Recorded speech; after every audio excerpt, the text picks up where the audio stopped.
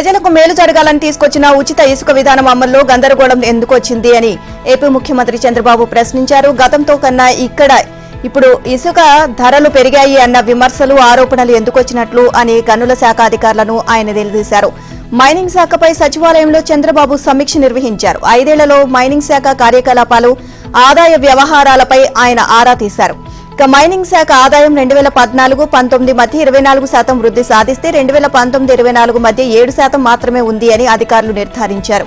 5 ఏళ్లలో ఇసుక తవ్వకాల్లో ప్రైవేట్ ఏజెన్సీతో ఒప్పందాలు, తద్వారా జరిగిన అక్రమాలు, ప్రభుత్వానికి జరిగిన నష్టంపై సమీక్షలో ప్రధానంగా చర్చ జరిగింది. ఇసుక తవ్వకాల్లో ప్రైవేట్ ఏజెన్సీలు ప్రభుత్వానికి 1025 కోట్ల రూపాయలు చెల్లించలేదని అధికారులు తేల్చారు. దీనిపై కేసులు నమోదు చేశామని ముఖ్యమంత్రికి అధికారులు వివరించారు. మైనింగ్ శాఖలో అస్తవ్యస్త విధానాలతో తలెత్తిన సమస్యలపై సీఎం అధికారుల నుంచి వివరాలు తీసుకున్నారు.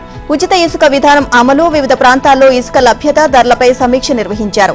రవాణా ఖర్చుల కారణంగా కొన్ని చోట్ల అనుకున్నంత తక్కువ మొత్తానికి ఇసుక దొరకని అంశంపైన చర్చ జరిగింది.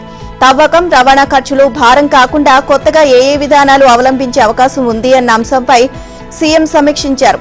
రీచ్ నుంచి నేరుగా అవసరం ఉన్నవారికి ఇసుక తీసుకువెళ్లగలిగితే భారం ఉండబోదు అని సీఎం వ్యాఖ్యానించారు. ఉచిత ఇసుక విధానానికి కట్టుబడి ఉన్నామని తెలియజేశారు. వినియోగదారులకు భారం కాకుండా ఇసుక పంపిణీ జరగాలని అధికారులకు చంద్రబాబు ఆదేశాలిచ్చారు. సీఎం చంద్రబాబుతో డిప్యూటీ సీఎం పవన్ కళ్యాణ్ భేటీ అయ్యారు. సెక్రటేరియట్ కు చేరుకున్న పవన్ తన ఛాంబర్లోని రెనోవేషన్ పనులను పరిశీలించారు. తర్వాత అటవీ శాఖ, పంచాయతీరాజ్ శాఖ అధికారులతో సమీక్ష నిర్వహించారు. అనంతరం సీఎం చంద్రబాబుతో సమావేశమయ్యారు. ఈ సమావేశంలో నామినేటెడ్ పదవులతో పాటు కీలక అంశాలపై ఇద్దరూ చర్చించారు.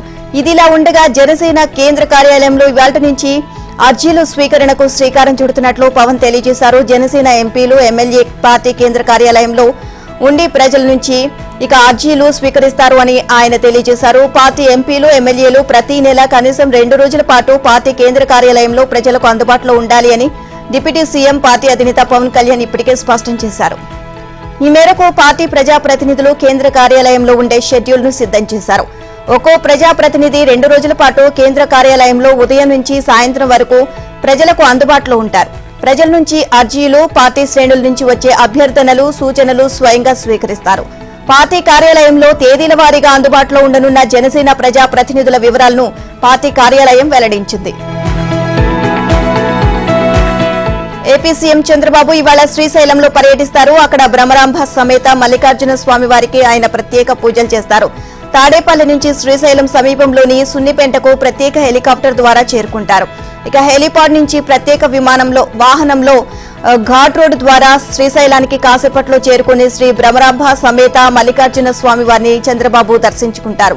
స్వామివారికి ఆయన ప్రత్యేక పూజలు చేస్తారు. అనంతరం శ్రీశైలం ప్రాజెక్టు వద్దకు చేరుకుని గంగమ్మకు జలహారతి కార్యక్రమంలో పాల్గొంటారు.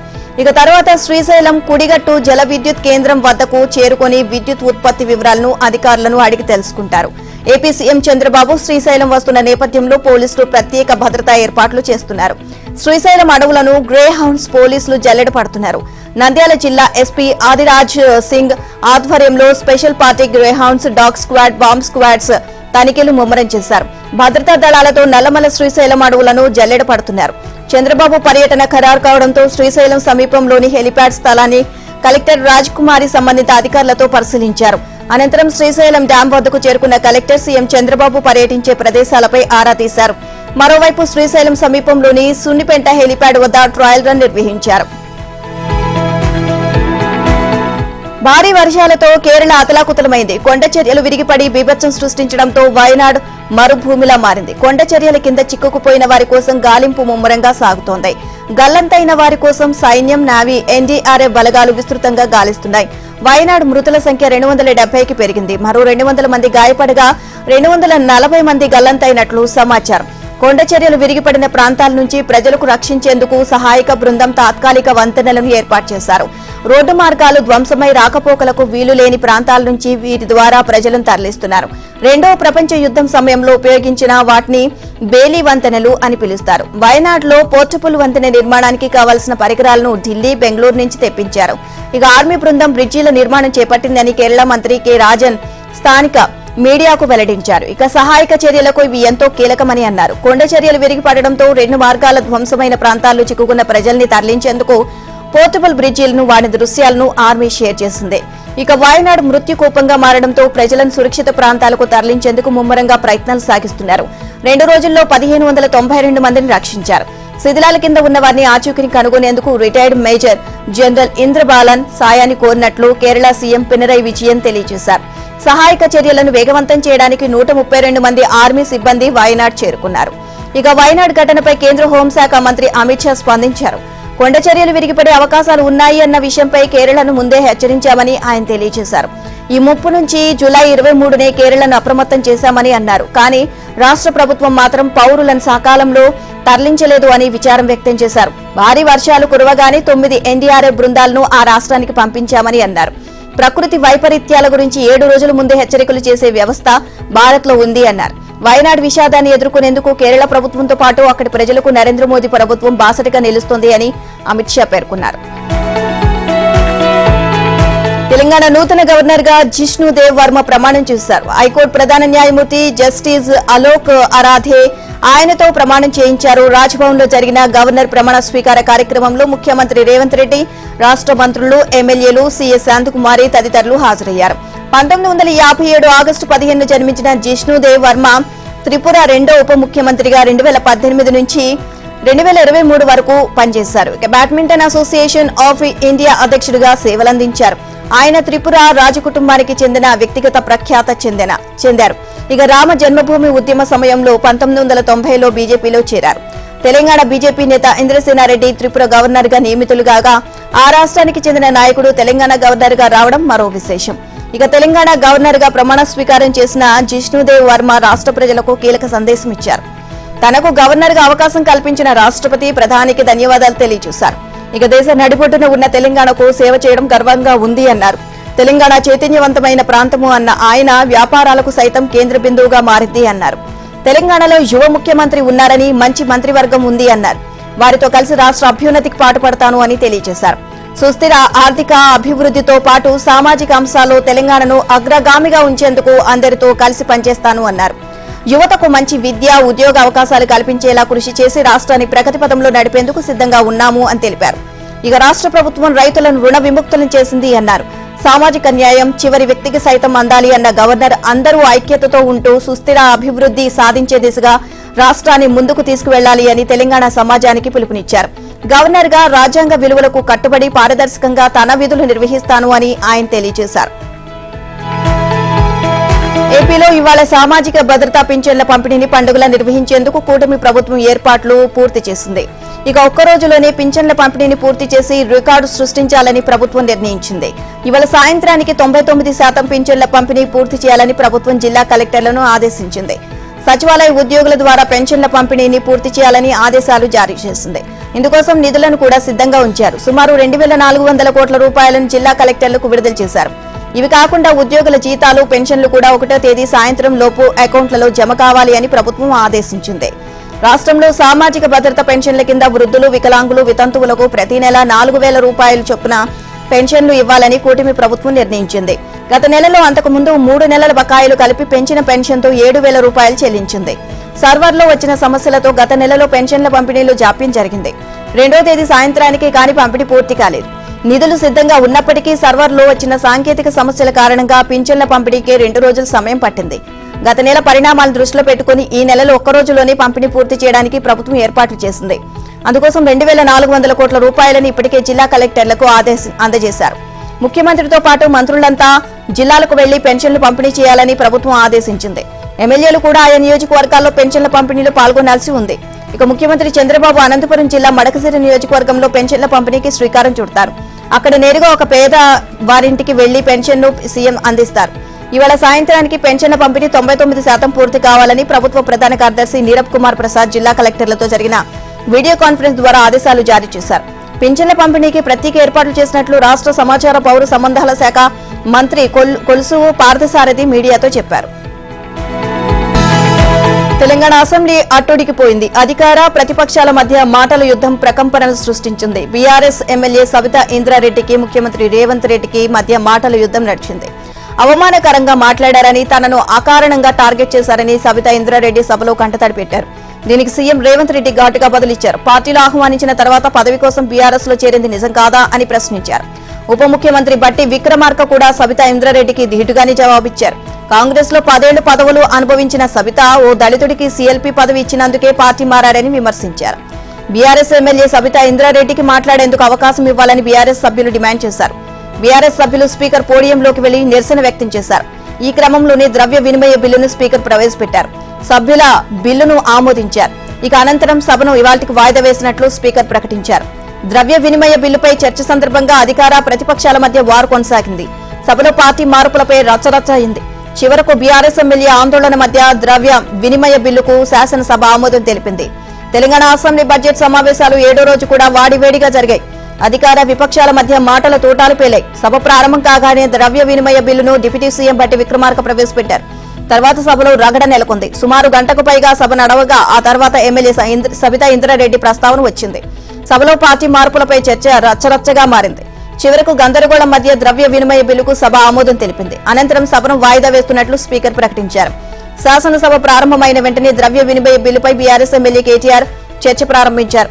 బీఆర్ఎస్ ప్రభుత్వంలో చేసిన పనులను కేటీఆర్ గుర్తు చేశారు.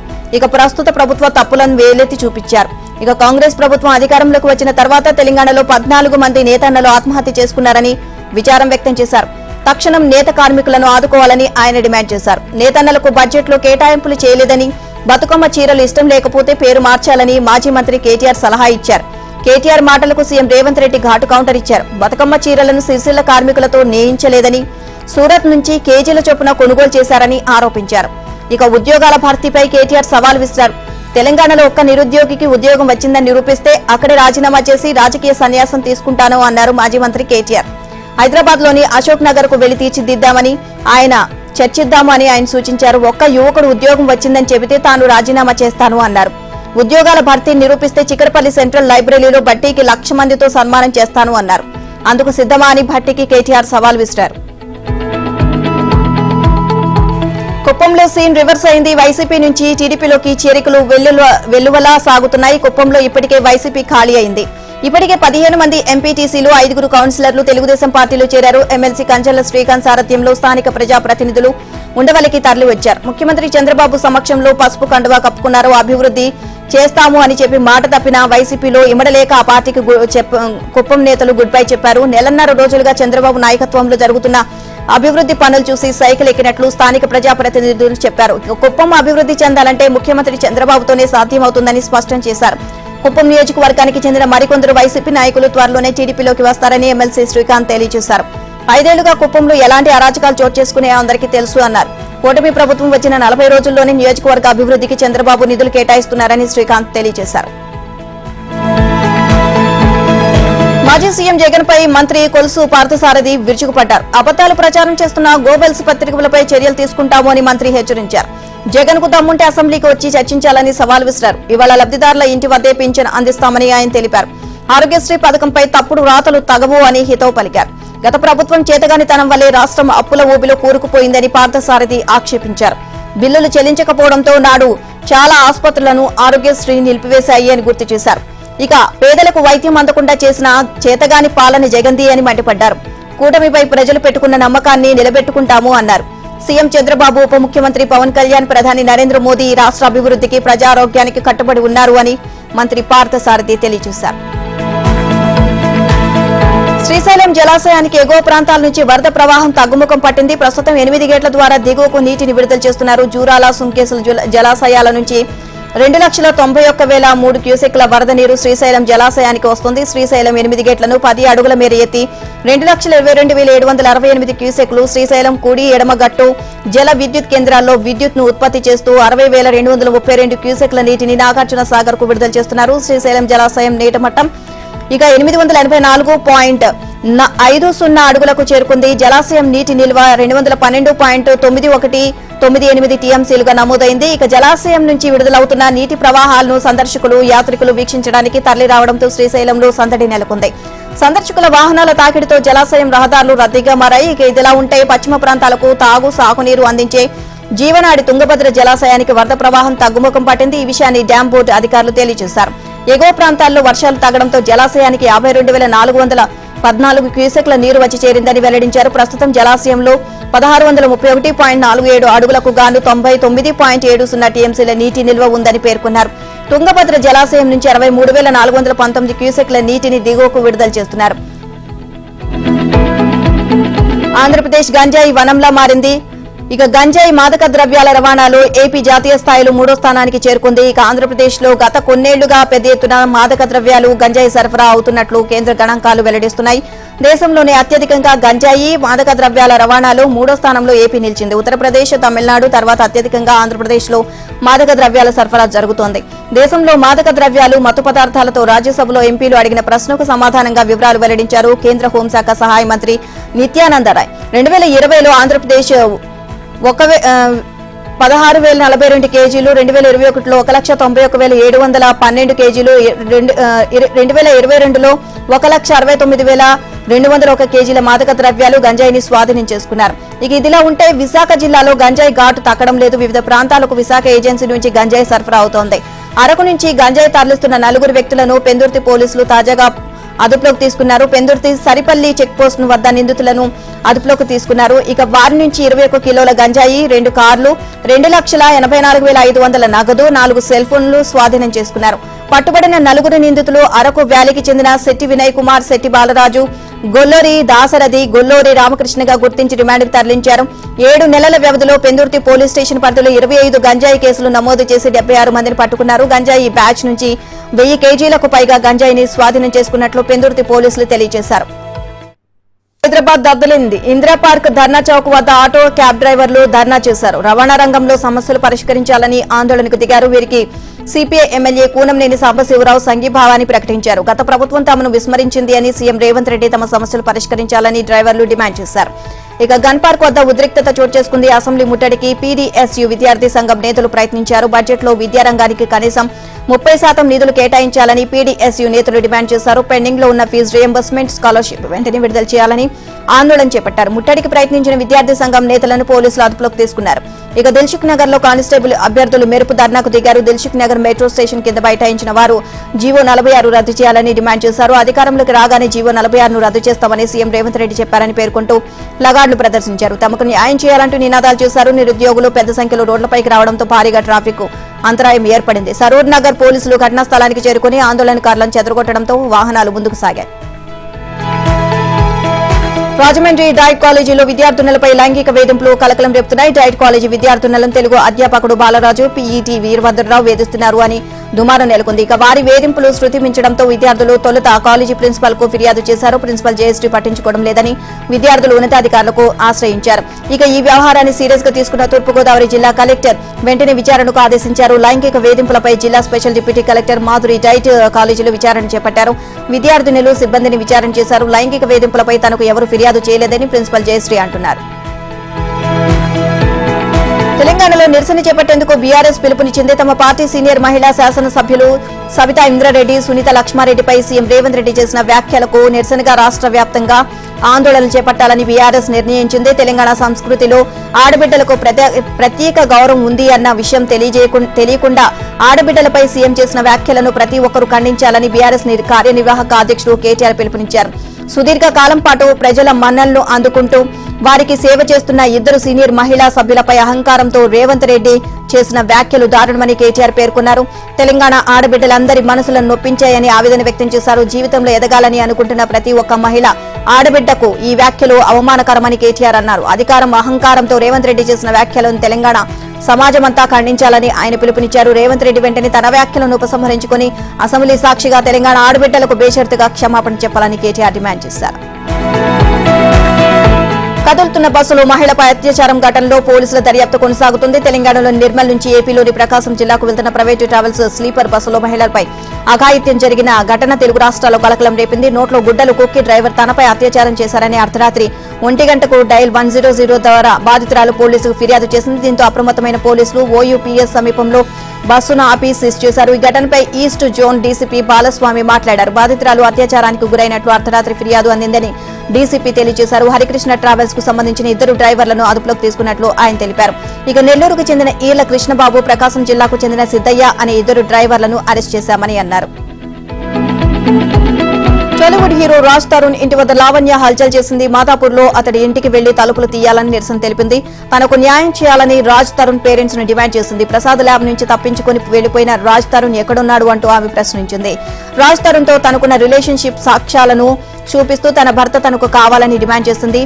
ఇక తిరగబడి స్వామి ప్రీ రిలీజ్ ఈవెంట్ లో లావణ్య కాంట్రవర్సీ గురించి హీరో రాజ్ తరుణ్ వివరణ ఇచ్చారు.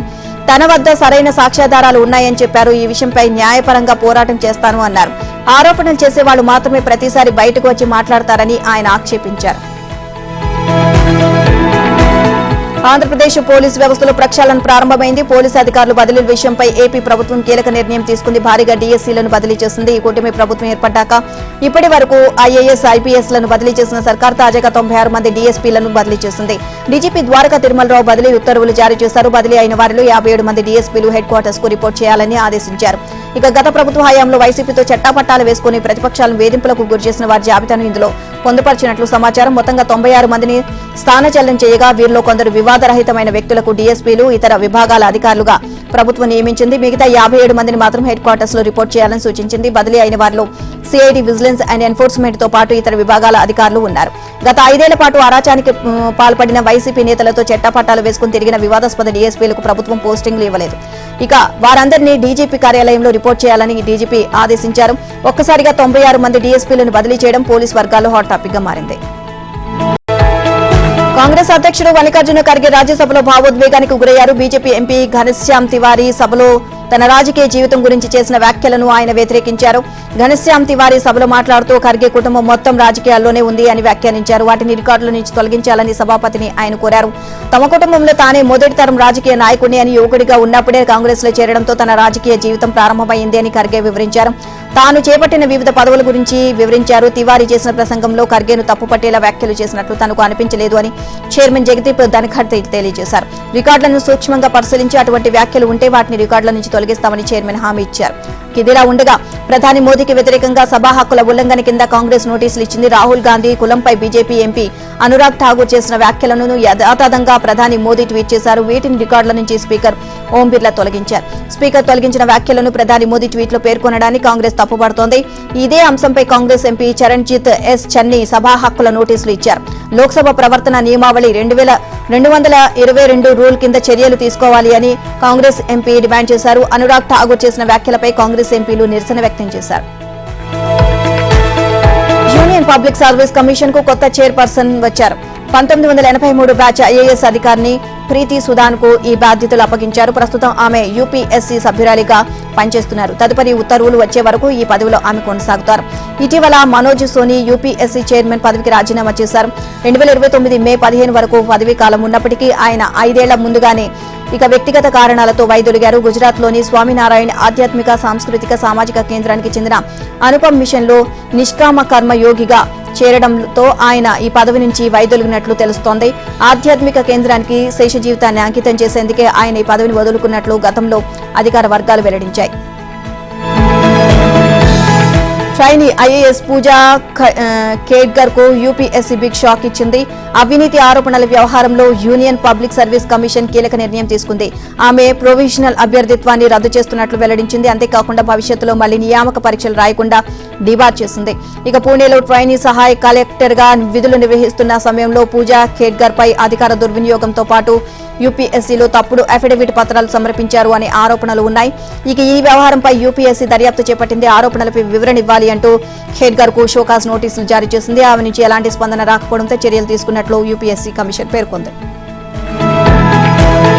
దేశ రాజధాని నగరమైన ఢిల్లీలో భారీగా వర్షాలు కురుస్తున్నాయి. వాతావరణ శాఖ ఇప్పటికే రెడ్ అలర్ట్ జారీ చేసింది. నిన్న కురిసిన వర్షానికి ఢిల్లీలోని పలు ప్రాంతాలు జలమయమయ్యాయి. సెంట్రల్ ఢిల్లీలోని ప్రగతి మైదాన్ అబ్జర్వేటరీలో కేవలం 1 గంట వ్యవధిలోనే 112.5 మిల్లీమీటర్ల వర్షపాతం నమోదైనట్లు అధికారులు వెల్లడించారు. ఇక పలు చోట్ల నడుములోతు నీరు నిలిచిపోయింది. అంతే దీంతో అనేక చోట్ల ట్రాఫిక్ ఇబ్బందులు ఎదురయ్యాయి. ఇక ప్రతికూల వాతావరణ పరిస్థితుల కారణంగా ఢిల్లీకి రావాల్సిన పలు విమానాల దారి మళ్లించినట్లు సమాచారం. రోడ్లపైకి మోకాల్లోతు నీళ్లు రావడంతో ప్రయాణికులు తీవ్ర అవస్థలు పడుతున్నారు. ఇక మరోవైపు రావుస్ అకాడమీలో 3 సివిల్స్ విద్యార్థుల మృతికి నిరసనగా ఓల్డ్ రాజేందర్ నగర్ లో సివిల్స్ అభ్యర్థులు వర్షంలోనూ ఆందోళన కొనసాగించారు. ఇటీవల 3 సివిల్స్ అభ్యర్థులు మరణించిన రాజేంద్ర నగర్ ప్రాంతం మరోసారి వరద నీటితో మునిగిపోయింది. ఆ ప్రాంతంలోని అనేక కోచింగ్ సెంటర్లోకి నీరు వచ్చిన దృశ్యాలు సామాజిక మాధ్యమాలు వైరల్ గా మారాయి. స్థానిక ఆప్ ఎమ్మెల్యే దుర్గేష్ పాఠేక్ క్షేత్రస్థాయిలో పర్యటించారు. అక్కడ మోకాల్లోతూ నీరు నిలిచిపోవడంతో వాహన చోదకులు అవస్థలు పడ్డారు. వరద నీటిలో చిక్కుకున్న వాహనాలను బయటకు తీయడానికి స్థానిక పోలీసులకు కొందరు విద్యార్థులు సహకరించారు. ఇందుకు సంబంధించిన వీడియోలను ఆమ్ ఆద్మీ పార్టీ ఎక్స్ లో పోస్ట్ చేసింది. పారిస్ ఒలింపిక్స్ లో తెలుగు తేజం పీవీ సింధు మరో విజయం సాధించింది. బ్యాడ్మింటన్ లో 2వ దశలో పీవీ సింధు విజయం సాధించింది. 21-5, 21-10 తేడాతో పీవీ సింధు గెలుపొంది రికార్డు సృష్టించింది. ఒలింపిక్స్ లో 3వ పథకంపై తెలుగు తేజం స్టార్ షట్లర్ పీవీ సింధు కన్నేసింది. ఇక గ్రూప్ స్టేజ్ లో వరుసగా 2వ మ్యాచ్లోనూ విజయం సాధించింది. ఎస్తోనియా ప్లేయర్ క్రిస్టినా కుబాపై 21-5, 21-10 తేడాతో వరుస గేముల్లో గెలిచింది. దీంతో గ్రూప్ ఎం నుంచి సింధు ప్రీ క్వార్టర్స్ కు దూసుకువెళ్లింది. తొలి గేమ్లో క్రిస్టినా ఏమాత్రం పోటీ ఇవ్వలేకపోయింది. ఇక 2వ గేమ్ ఆరంభంలో మాత్రం ఆమె నుంచి సింధుకు ప్రతిఘటన ఎదురైంది. ఎక్కడా ఏకాగ్రతను కోల్పోని సింధు పట్టు బిగించింది. ప్రత్యర్థికి మరో అవకాశం ఇవ్వకుండా గేమ్ను పూర్తి చేసింది. కేవలం 34 నిమిషాల్లోనే ఈ మ్యాచ్ ముగియడం మరో విశేషం.